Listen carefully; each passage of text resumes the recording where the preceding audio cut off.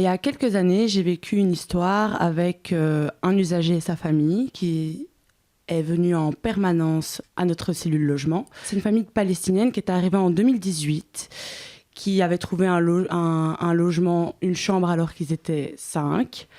Ça faisait l'affaire pour eux, mais le logement était insalubre, comme beaucoup de logements à Bruxelles. Et donc, ce couple, au départ, le vivait dedans et ça leur satisfaisait. Et par la suite, le logement a été déclaré insalubre auprès de la DIRL. Donc, ces personnes sont venues et effectivement, le propriétaire leur a donné un préavis qu'on a vérifié avec notre juriste. Et le préavis était correct, sauf que comme il ne sortait pas à la date, le propriétaire devait 6 mois de loyer, des indemnisations.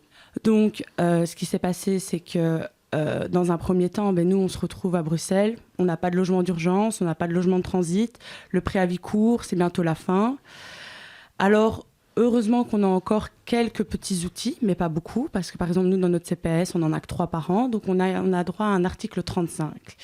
Donc, à l'article 35, c'est une convention entre des SISP, donc des sociétés de logements sociaux, et nous, où on peut placer des familles qui passent devant toutes les personnes en file d'attente. Mais il y a beaucoup de conditions à respecter. Voilà. Et donc, ces personnes-là, à un moment donné, respectaient toutes ces conditions parce qu'il faut avoir une certaine forme d'urgence, mais pas non plus dans une urgence totale parce que le logement, vous pouvez l'avoir que dans l'année. Et donc, ce qui s'est passé, c'est que la famille est venue à tous les rendez-vous, donc a montré sa proactivité. Donc, nous avons fait en sorte qu'elle puisse avoir ce logement social. Mais d'un autre côté, avec notre juriste, on n'était pas très contente par rapport au propriétaire qui, lui, donnait le préavis et ne faisait rien.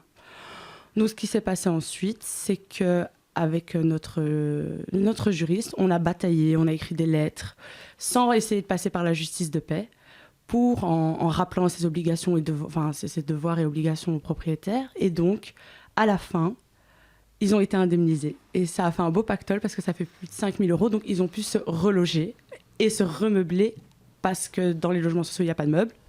Et leurs meubles à eux étaient totalement pourris avec l'humidité, etc.